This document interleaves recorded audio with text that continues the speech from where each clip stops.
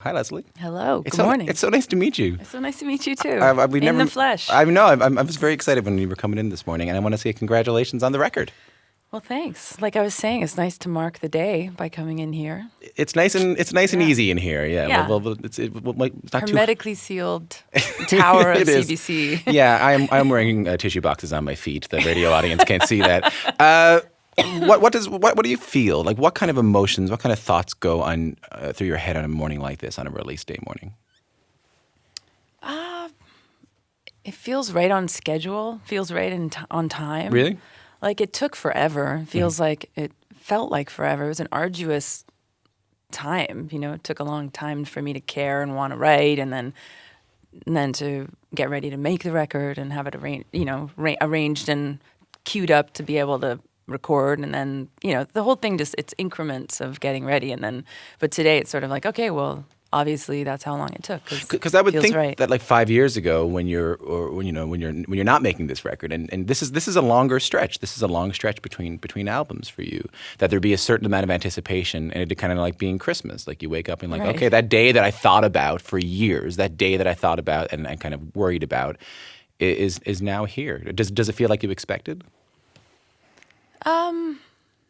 Well, I guess because we played last night. It was the first show. Actually, my first show in like a few years You or played something. at Trinity St. Paul last night. That's right. How did it go? It was great. Mm-hmm. And it was also just sort of a reel making moment, like to put it into other people's ears, to actually be in a room, playing it to them, get their reaction. It kind of all became real, because it's a bit of a intangible. An album, it's not something you can, until the day you hold it and touch it, it's just a concept. It's an idea, it's sound, Mm-hmm. Yeah, because you can vet mixes forever. You can vet mixes, you can send mixing notes or mastering notes back and forth forever. But how about that experience of finally getting up in front of an audience of people who I know love your music and actually debuting these songs for the first time to them? Well, I pleased myself by playing the entire album beginning to end, sort of back to front, which I've never done before. Right. Sort of just for my own satisfaction to just tell that story beginning to end, which is actually how I'm going to tour. I decided last night. Yeah. Just do the whole thing. Yeah, just play the album, be in the present, because playing the older stuff is, it's great. It's getting into a time machine for me, and I love some of those songs, and they continue to tell me new stories, which is, I appreciate which ones have been resilient enough to be able to do that, and then which ones have fallen by the wayside, and so the old material's fun, but I'm kind of getting less nostalgic with time, so I'm more interested in now and later. Well, nostalgia can be a bad thing. Nostalgia can be a scary thing. It can be something we weigh it down, and we can lean on it a little too much. Yeah. And this isn't a nostalgic record at all. No. This is a really, really intimate record. Like I felt like when I was listening to it, and I only listened to it last night. Mm-hmm. I felt like I was listening to it in my kitchen, making some soup, and perfect. There were target market. Check mark done, demographic done. Soup makers of the CBC, and there were moments where I was like, I think she might be in the room with me right now. Like it felt very intimate. Creeping up behind you. Well, then I turned around. Kind of weird. Then I turned around, and there you were, and I said, "Oh, nice to meet you. You want some soup?" But there were moments that I really did feel like you were in the same room. There were moments that I felt a shortening of the distance between listener and performer, if that makes sense. And I know that you have said that you could pick up a guitar right now and play this record back to back. And that's a big change from any kind of nostalgia you might feel. There's not any big arrangements on this. There aren't that many instruments on this record. Tell me behind the decision, what was behind the decision to strip things back a little bit? Well, maybe it's a kind of a playwright narrative choice in a way. What do you mean? I mean, in the sense that the stories that I was considering or wondering what to write about is this sort of limbo state of not. I mean, singing is a proclamation. You're so sure of something that you're now going to say it over and over and over, and you're going to encapsulate it in a song. You're going to amplify it. You're going to turn it into this slightly, rise it up from real life and turn it into like something and some sort of little thought bubble that belongs like to in history or something. And the state I was in was not that place. I didn't know much at that moment. It was a bit of a I don't know, a foggy period for me. So to write about that liminal state between like abject not knowing and what like how do you pull apart that knot and then make a song about that in between state, and I don't know, maybe sort of press pause on time and just zero in on a moment, which is one of those dark, like when you're considering what's supposed to be going on, and then to focus in on that and write about it. It's a privacy, it's a private sort of reckoning, and so I considered my sort of privacy going directly into other people's, that same place in them. Yeah, because when you zero in on a moment, like you said, the moment itself is good enough to be passed on to others. It doesn't need to be then reconsidered. You don't need to add trombones to that moment. Right. That moment is honest enough. Well, and also there's not a lot of voices, or it's when it's sort of a solitary opinion, then that's maybe the playwright side of things, where I'm like, well, why would I have a bunch of backups here, because I'm the only mind with this one thought. So narratively speaking, there shouldn't be 10 other people doing something on this. It's sort of it's that deer in the headlights moment where you're the only one on earth or something, So I get into this very like literal use of instruments or other players, or how many minds are on this thought in particular. And so it was necessarily stripped back kind of for that reason. I want to talk a little bit more about that fog you mentioned that you were in, which is a very different fog than the fog in where I'm from. See, get it? You said before that you were working through some things before this record, and you even just mentioned it just then. And I read one quote that you said you were feeling quite lost. So help me understand this. You're coming off this very successful album with Metals. You're touring the world. You're becoming incredibly well known, and then that cycle stops. And what that means is that you tour the record, and then eventually you're off tour. You don't have anywhere else to go. Where were you mentally when you kind of got off that roller coaster? Well, it's a pretty calm roller coaster. Like Reminder might have been I was more white knuckling my way through that record, reacting to a lot, and Metals was actually quite sane. And so in a way, there was maybe coming out the other end of a few years of touring Metals that had been done very intentionally, kind of to support everyone's real lives. It wasn't like the blinding yourself with saying yes to, oh my God, there's opportunity. I don't want to look the gift horse in the mouth. Which is maybe my Saskatchewan farmer roots. There's a job to do. Just do that job. You do not want to say no to it. Yeah, I understand. You do New Year's Rockin' Eve every year. You don't care. Right? Yeah, there's just a Clydesdale worker mentality or something. So, maybe I think it's just having been through that. I don't know, the eclipsing of the sun tunnel of touring a few times. I'd been through it many times. I'd been through it. It's been that repetition of in and out of that since I was 16 years old. Right. So I think it was more just a practical consideration about 16-year-old Leslie chose to play a gig and then chose to play the next gig and then the one after that, and then she was mostly focused on the next gig. I wasn't thinking about this, that she could land at this point in her life. And, she / me wanted to think about what... Speaking royally. Yeah. What was there a moment where you said, I'm not entirely sure why I'm doing this at all? Why I'm playing music at all? Well, I guess I probably thought that, but in retrospect, what I came out learning was I don't need to begrudge the fact that this is the lens and the way I've considered life. I'm actually so fortunate that this is the way I've, framed experience and thoughts over the years. And I might have maybe taken it for granted at that in that tangle moment, wondering what's happening next, because I guess it's what I am and do and who I am. So at first, that second, you might think, yeah, but ... What else could I do? And who says that's what you are? Right. Who says that's what you do? I needed to double check that it's me that says that's what I am. So how did you do that? I don't know, made some soup like you said. And you were hovering behind me in the kitchen. Yeah. No, Strange that we never met, but exactly, it was a big kitchen. No, but how do you do that? How do you take that time and reconsider?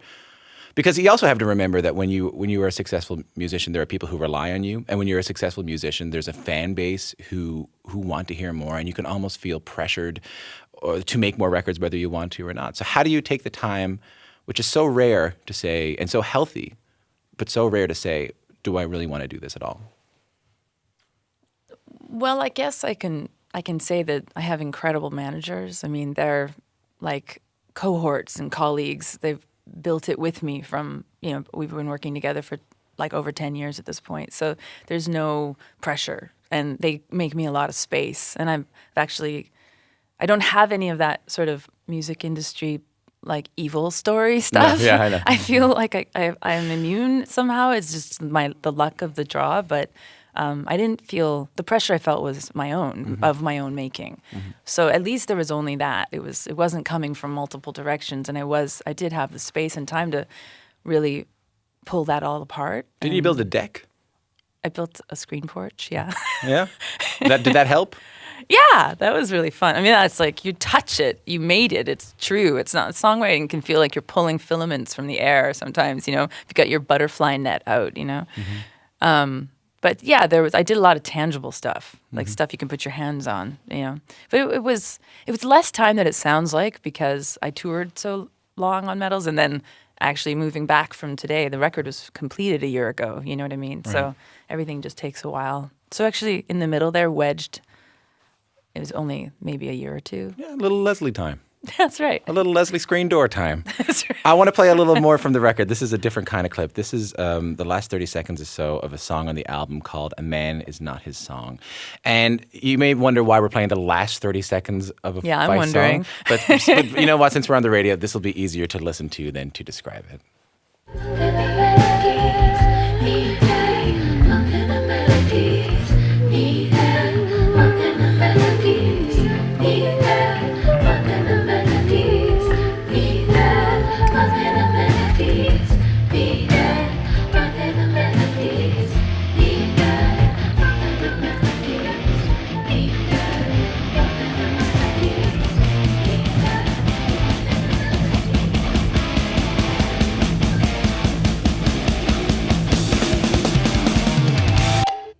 I was just so curious. By the way, that's A Man is Not His Song from Leslie Feist's new record, Pleasure. So that's not you at the end. That's the incredible metal band Mastodon. That's right.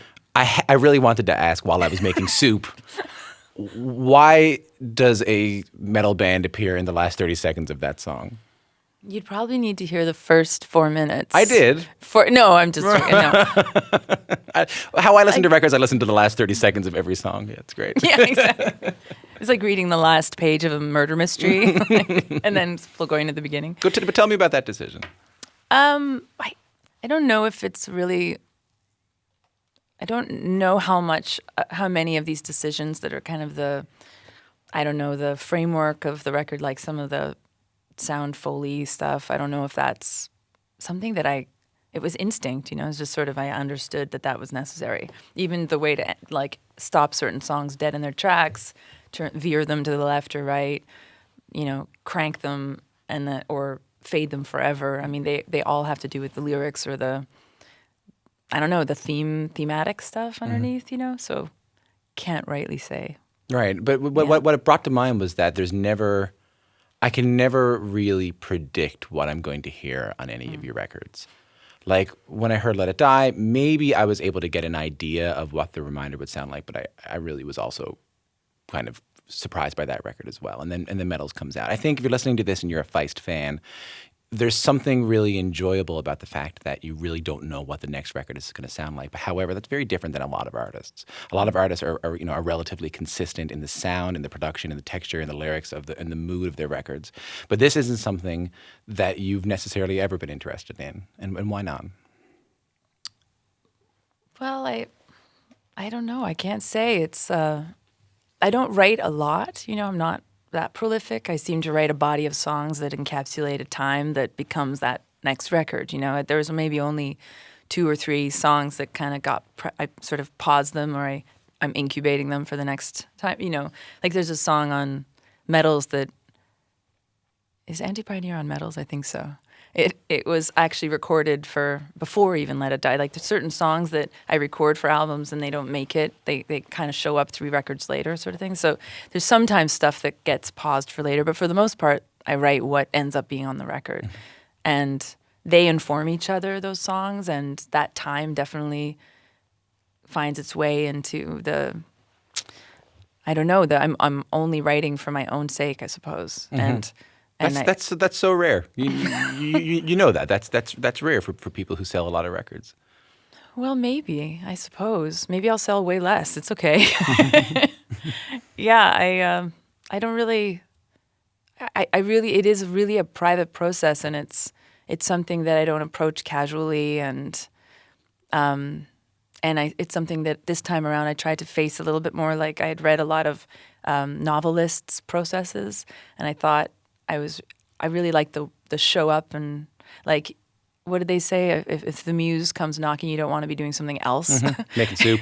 So are you waking up in the morning and you're writing every day? Well, I would go to my space and just force myself to be there, and just sort of deal with what that day was through writing, And often not much would come of it, or something, you'd plant a little seed, and 3 months later, it was it was like a therapeutic process to just show up and see what needed to be written that day, and Right. and and that was a long process, and it still only added up to 11 songs. Like, I'm not prolific in that sense. I want to talk about one last moment before we let you go, which was just briefly at the Junos this year. You performed Leonard Cohen's "Hey, That's No Way to Say Goodbye," and you said last night that you had some kind of nerves around getting up on stage, and you haven't been up there in a while. That was a really powerful moment when you got up and sang that song. What was that moment like for you? It was an honor. It really was. And myself and Ariel Engel and Daniela Ganzutite, who sang with me from Snowblink and Aurora, two women who we've collaborated a lot. We had a kind of faux supergroup with air quotes called Hydra. I remember. It was very, very good. Did you guys do the Immigrant Song? Yes. Yeah. I mean, it's a joy to sing with them, and they're, real comrades, like sisters at arms. And so, to approach it with them, and three of us were sort of like hearts of stone, because there's no way to be really porous and be able to pull off a moment like that, because it was just, I took it very seriously. I mean, it's a life of that scope, and an offering that he made of that, to that degree, what he gave all of us, the vocabulary he gave us for this puzzle called life. It was a real honor, and we approached it like, I don't know, in a very meek way. And in a way, my goal was to just not get in the way of him or that song or his material, and to just maybe open up access for people to remember the place he had. So it was really nice for me, after having not played for so long, to have it be about someone else, about, was not about me, which was a real pleasure, pun intended. Well, pleasure, and it is entirely about you today. It's been a real pleasure speaking with you this morning. Thank you so much. Thank you for coming on.